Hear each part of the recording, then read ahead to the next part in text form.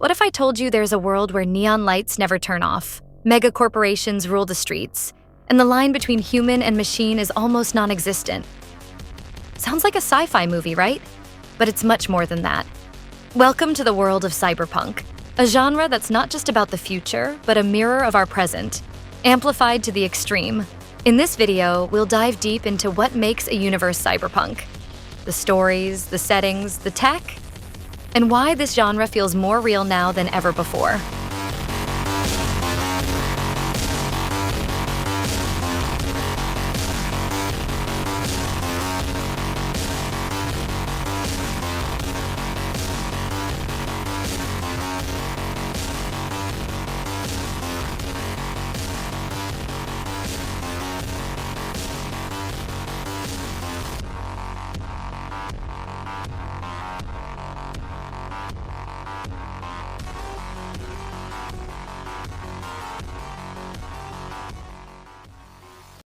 Cyberpunk didn't start in the movies or video games.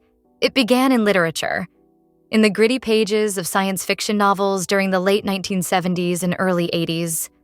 Authors like William Gibson, with his iconic book Neuromancer, and filmmakers like Ridley Scott with Blade Runner, imagined a world where hackers jacked into cyberspace, corporations replaced governments, and technology was deeply embedded into human life. But cyberpunk isn't just fiction. It's a reaction. A response to rapid technological change, fears of surveillance, social inequality, and the collapse of personal privacy. It emerged during a time when computers were booming and people began to ask, what if technology doesn't liberate us, but controls us? This genre was shaped by a growing unease about unchecked capitalism, corporate dominance, and the dehumanizing effects of modern tech, all wrapped up in a slick dystopian aesthetic. At its core, cyberpunk is built on one powerful contrast: high-tech, low-life. You'll see advanced artificial intelligence, cybernetic enhancements, and digital worlds, but also poverty, crime, rebellion, and decay. It's a future where the tech is dazzling, but society is broken. Imagine skyscrapers with glowing ads, flying cars, and robots on every corner.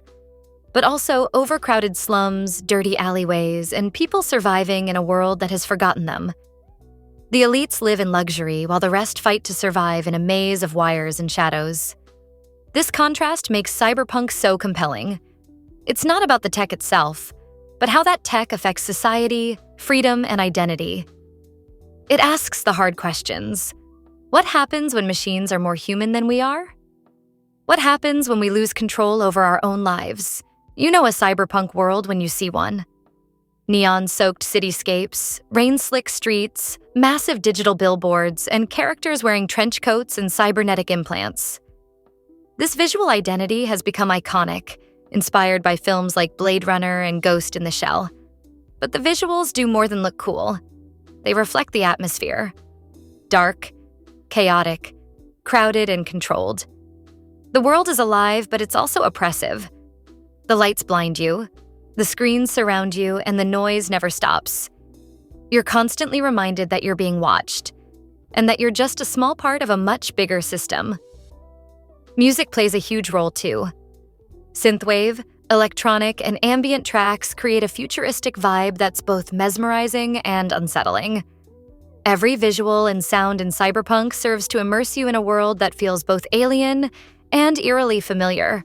In the cyberpunk dystopia, humanity evolves through machines, where body modification has become the standard way of life. People install cybernetic limbs, neural implants, enhanced vision, and even emotion regulators. The line between human and machine? It's blurred. But with great power comes a price. Not everyone can afford clean upgrades. Many are forced to turn to the black market for shady tech. Cheap, unstable, and dangerous. And then there's the psychological cost. Those who go too far with modifications may lose their sense of identity. Are you still human if 80% of your body is synthetic? This is where transhumanism kicks in. It's the belief that humanity can evolve beyond its limitations through technology. But in cyberpunk, that dream is often corrupted. What should have been freedom becomes addiction. People obsessed with upgrading fall into debt, mental instability, or even lose control to malicious code embedded in their own implants. In cyberpunk, governments have weakened, and mega corporations run everything, from food and housing to police forces and personal data. These companies operate like nations, with their own armies, agendas, and surveillance networks. Ordinary people are often at the mercy of these corporate giants, and many cyberpunk stories revolve around rebellion. Hackers, mercenaries, rogue AIs, and freedom fighters rise up to expose corruption, fight back, or simply survive. It's a world full of secrecy, hidden agendas, and underground resistance. Cyberpunk is deeply political, often warning us about where we're heading if we don't question authority, regulate technology, and protect our rights in the digital age. Cyberpunk's impact on pop culture is massive. In games, you've got Cyberpunk 2077, a full-blown dive into a dystopian future. In film, there's Ghost in the Shell, The Matrix, Alita, Battle Angel, and so many more. These stories explore more than just flashy tech.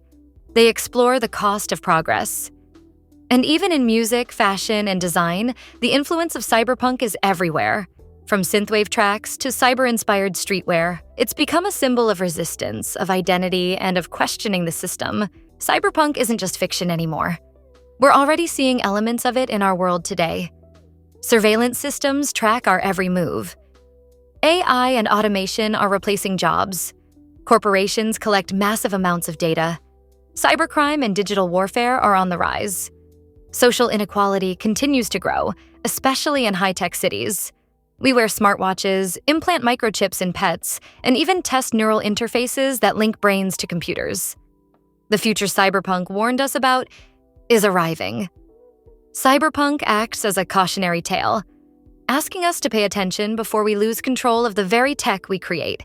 Cyberpunk isn't just about cool aesthetics or dystopian futures. It's about resistance, identity, and the human condition in a world shaped by machines. It reminds us that technology isn't inherently good or bad. It's how we use it that defines the future. It challenges us to stay human in an increasingly digital world. And it dares us to ask questions, even when the answers are uncomfortable. So next time you watch a cyberpunk film, play a game, or dive into a neon-lit story, remember, you're not just witnessing fiction, you're glimpsing a version of tomorrow that's already knocking on our door. Cyberpunk matters because it helps us think critically about the future we're creating. It warns us what happens when technology runs faster than ethics, when progress forgets the people it's supposed to serve, when identity, privacy, and freedom are all for sale. In a world that's becoming more digital, more connected, and more controlled, Cyberpunk reminds us that we must ask the hard questions.